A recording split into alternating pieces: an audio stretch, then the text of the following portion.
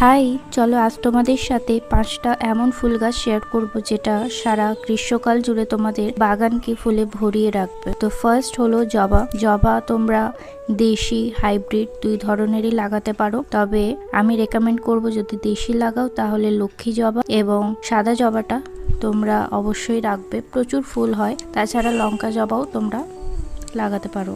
Second হচ্ছে বেলি। বেলিতে প্রচুর ফুল ফুটে, তোমরা ফুল তুলে যা শেষ করতে পারবে না। রাত্রেবেলায় ফুল যখন ফুটে থাকে লিটারালি বিয়ে বাড়ি টাইপের ফিল আসে। থার্ড হচ্ছে মাধবীলতা।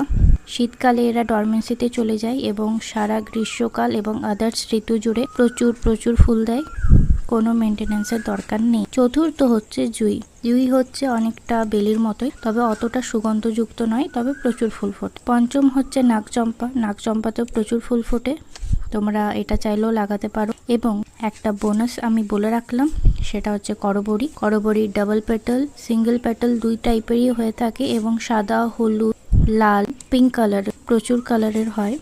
তোমরা এটাকেও বাগানে ইনক্লুড করতে পারো। চলো, লাইক ফর পার্ট 2, দেখা হবে নেক্সট ভিডিওতে। ওকে, চলো, বাই।